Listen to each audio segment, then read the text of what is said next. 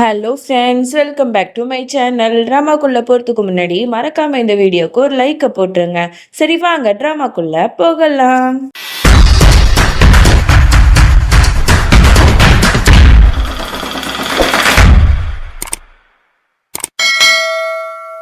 Starting சீன்ல பரத்வாஜ் வீட்ல தான் காட்டுறாங்க. இந்த மாதிரி அவங்க சொந்தக்கார வீட்டு கல்யாணத்துக்காக ஃபேமிலியில இருக்கிற எல்லாருமே அழகா ரெடி ஆகி கிளம்பிடுறாங்க. அப்பதான் சீமாவோட மாமியார் வந்து அவளோட கையில அந்த வீட்டுக்கு வந்து மணப்பொண்ணுக்கு வந்து gift எல்லாம் கொடுக்கணும்ல, அதுக்காக வந்து அவள்கிட்ட கொடுக்குறாங்க. இதை வச்சுக்கோமா, நீ தான் போய் அவங்கள்ட்ட கொடுக்கணும் அப்படின்னு சொல்லிட்டு.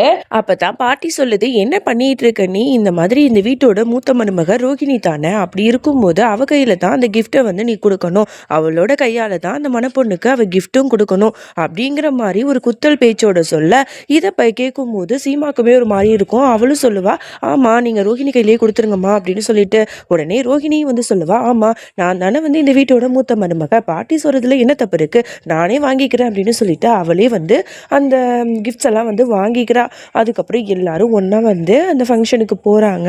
அப்புறம் எல்லாரையும் வந்து ரொம்ப நல்லாவே வரவேற்கிறாங்க. அப்புறம் அந்த பொண்ணு இருக்கால, மணப்பொண்ணு, அந்த பொண்ணு வந்து பாட்டியோட காலில் விழுந்து ஆசீர்வாதமும் வாங்கிக்குது. அதுக்கப்புறம் அவள் கையில் கிஃப்ட்ஸையும் கொடுக்குறாங்க. அதுக்கப்புறம் அப்போ தான் அந்த பொண்ணோட கல்யாண பொண்ணோட அம்மா இருக்காங்களா, அவங்க வந்து சொல்கிறாங்க, இந்த மாதிரி இந்த ஃபங்க்ஷனில் ஒரு டான்ஸ் காம்படிஷன் வைக்க போகிறோம், அதனால் உங்களோட மருமக இருக்காங்களே, 2 மருமக, அவங்க 2 பேரையும் டான்ஸ் ஆட சொல்லுங்கள் அப்படிங்கிற மாதிரி சொல்ல, இங்கே சீமா ரோஹிணி 2 பேருமே அந்த டான்ஸ் போட்டியில் கலந்துக்கிறாங்க. இங்கே அவங்க 2 பேரும் ரொம்ப ஹாப்பியாக டான்ஸ் ஆடிட்டே இருக்காங்க. அவங்க 2 பேருக்கு நடுவில் போட்டி பயங்கரமாக இருக்குது. அப்போ வந்து ரோஹிணியோட காலில் அடிபட்டுடும். அப்படி இருந்துமே சீமா வந்து அவள் பாட்டு டான்ஸ் பண்ணிக்கிட்டே இருப்பா. இதை பார்க்கும்போது ரோஹிணிக்கு ரொம்பவே கடுப்பாகும். இங்கே இருக்கிறவங்களாம் என்ன பண்ணுவாங்க, இல்லை உங்களோட சின்ன மருமக சீமா தான் நல்லா ஆனாங்க, அதனால என்னம்மா கிஃப்ட் அப்படின்னு சொல்லிட்டு பணத்தை கொடுப்பாங்க.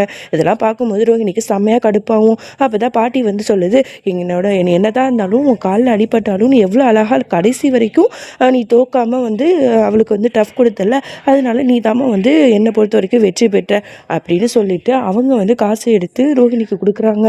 உடனே ரோஹிணிக்கு ரொம்ப சந்தோஷமாக இருக்குது. அதை எடுத்து வாங்கிக்கிறா. அதுக்கப்புறம் அவள் தனியாக உட்காந்துருக்கா. இங்கே சீமா போயிட்டு, நீ எதுவும் என்கிட்ட கோச்சிக்கிட்டியா அப்படின்னு கேட்க, உடனே வந்து ரோஹிணி வந்து எப்போதும் போல் ஹேட் பண்ணுற மாதிரி பேச ஆரம்பிக்கிறா. உனக்கு ரொம்ப சந்தோஷமாக இருக்குமே, என்னை தோக்கடிச்சிட்டு நீ ஜெயிச்சிட்டல, அன்னைக்கு ஒரு நாள் இப்படி தான் நம்ம 2 பேரும் ஒன்றா சேர்ந்து டான்ஸ் ஆடணும், அப்போ வந்து உன்னோட காலில் அடிபட்டுச்சு, அப்படி இருந்துமே உன் கூட சேர்ந்து நானும் வந்து உனக்கு சப்போர்ட்டாக நின்னேன், ஆனால் இப்போ என் காலில் அடிபட்டிருக்கு, அதை கூட கண்டுக்காமல் நீ ஜாலியாக டான்ஸ் ஆடி வின் பண்ணிட்டீல, சேச்சே உன்னை மாதிரி ஒரு அக்காவை நான் பார்த்ததே இல்லை அப்படின்னு சொல்லிட்டு ரொம்ப திமிரா பேசிட்டு போறா. உடனே வந்து சீமா இவ்வளவு சொல்லி புரிய வைக்க பார்க்குறா. அவள் காதலே வாங்காம அங்கேருந்து போயிடுறா. இப்படி இவங்க 2 பேரும் சண்டை போடுறது எல்லாத்தையுமே மன சந்தோஷத்தோட பாட்டியும் சின்ன பாட்டியும் பார்த்து சந்தோஷப்படுறாங்க. அப்போ பார்த்தா பாட்டிக்கு வந்து ஒரு கால் வருது.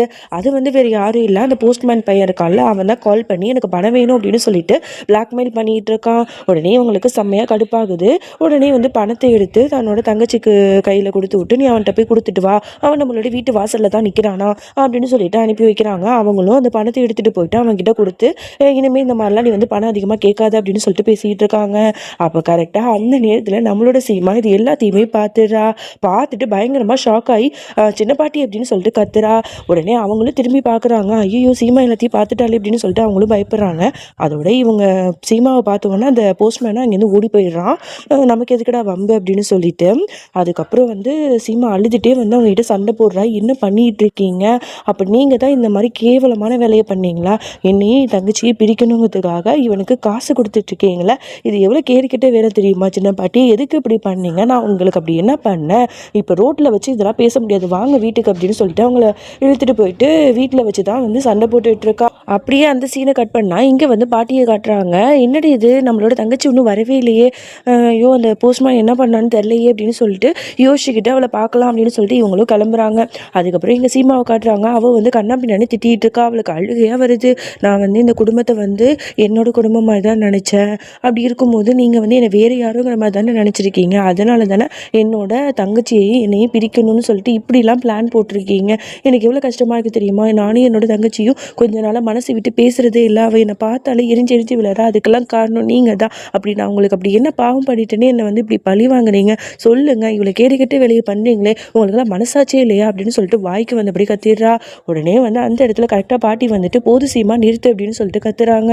உடனே வந்து உனக்கு எவ்வளோ தைரியம் தான் என்னோட தங்கச்சியை இப்படிலாம் பேசுவேன் அப்படிங்கிற மாதிரி சொல்ல, உடனே வந்து சீமாவும் எல்லா விஷயத்தையும் சொல்கிறேன். இந்த பாருங்க பாட்டி, என்னை பற்றி உங்களுக்கு நல்லாவே தெரியும், பெரியவங்களுக்கு நான் எந்த அளவுக்கு ரெஸ்பெக்ட் பண்ணுவேன்னு சொல்லிட்டு. அப்படி இருக்கும்போது நான் இவங்களை இந்த அளவுக்கு பேசுகிறேன்னா அவங்க அவ்வளோ பெரிய வேலையை பண்ணியிருக்காங்க. அந்த போஸ்ட்மேனுக்கு இவங்க காசு கொடுத்து போய் சொல்லியிருக்காங்க என்னையும் என் தங்கச்சியை பிரிக்கிறதுக்கு அப்படின்னு சொல்லிட்டு எல்லா உண்மையும் போட்டு உரைக்கிறா. என்னமோ வந்து இவங்க ரொம்ப நல்லவங்க மாதிரியும் சின்ன பாட்டி தான் கெட்டவங்க மாதிரியும் நினச்சிக்கிட்டு. ஆனால் இந்த பிளான் எல்லாமே பண்ணது பாட்டிங்கிற விஷயம் நம்மளோட அப்பாவி சீமாக்கு தெரியாதுல்ல. உடனே பாட்டி வந்து பயங்கரமாக ஆக்டிங்காக போடுது. என்ன சீமா சொல்கிற, இவ்வளோ பெரிய வேலையை இவளா பண்ணா அப்படின்னு சொல்லிட்டு அவளோட தங்கச்சின்னு கூட பார்க்காம சீமாக்கு முன்னாடி பல்லாருன்னு கன்னத்துலேயே அரைஞ்சிடுறாங்க சின்ன பாட்டியை. உடனே சின்ன பாட்டி அதிர்ச்சியாக பார்க்குது. ஒழுங்கு மாதிரியே வாய் முட்டிக்கிந்து போடி அப்படின்னு சொல்லிட்டு வேட்டி விடுறாங்க. உடனே சீமாக்குமே வந்து செம்மையாக வந்து ஷாக் ஆகுது. பாட்டி என்ன பண்ணிட்டு இருக்கீங்க, அவங்க வந்து என்னதான் இருந்தாலும் தப்பு பண்ணவங்க தான், அதுக்காக நீங்கள் அவங்கள அப்படிலாம் அடிக்கக்கூடாது அப்படிங்கிற மாதிரி சொல்ல, வேறு என்ன பண்ண சொல்கிறேன், இவ வந்து இவளை கேடு கேட்டே வேலையை பார்த்துருக்கா, இவ என்னோட தங்கச்சியாக இருந்துட்டு இப்படிலாம் பண்ணால் நான் சும்மா இருப்பேன்னு நினச்சியா, அப்படி தான் பண்ணுவேன் அப்படின்னு சொல்லிட்டு கத்துறாங்க. உடனே சீமா சொல்கிறேன், இந்த விஷயத்த நான் வந்து எல்லாத்தையும் சொல்லிடுறேன் அப்படின்னு. உடனே வந்து பாட்டி கோவப்பட்டு கத்துறாங்க. இந்த பார் சீமா, தயவு செஞ்சு உன்னை கெஞ்சி கேட்டுக்கிறேன், அவளுக்காக நான் உங்ககிட்ட மன்னிப்பு கேட்டுக்கிறேன். இந்த விஷயத்த மட்டும் நம்ம குடும்பத்தில் இருக்கிற எல்லாத்திட்டையும் நீ சொன்ன அப்படின்னா என்னோட மான மரியாதை எல்லாமே போயிடும். தயவு செஞ்சு இந்த விஷயத்த அப்படியே மூடி மறைச்சிரு ப்ளீஸ்மா அப்படின்னு சொல்லிட்டு கையை எடுத்து கும்பிட்டு கெஞ்சுறாங்க. சீமாக்கு என்ன பண்ணுறதுனே தெரில, அழறா. பாட்டி இந்த விஷயத்த சொன்னாதான் நானும் என்னோட தங்கச்சியும் ஒன்று சேர முடியும், ஆனால் நீங்கள் என்னென்ன இப்படி சொல்கிறீங்களே அப்படின்னு கேட்டால், உடனே அவங்களும் வந்து அழுது கெஞ்சினோடனே வேறு வழியே இல்லாமல் நீங்கள் மன்னிப்புலாம் கேட்காதீங்க, நான் வந்து இந்த விஷயத்தை யார்ட்டையும் சொல்ல மாட்டேன் அப்படின்னு சொல்லிட்டு இவ்வளோ சொல்லிடுறா. உடனே பாட்டியும் வந்து அப்பாடா நம்ம இவ்வளோ பிளான் வந்து சக்ஸஸ் அப்படின்னு சொல்லிட்டு அதுவும் போயிடுது.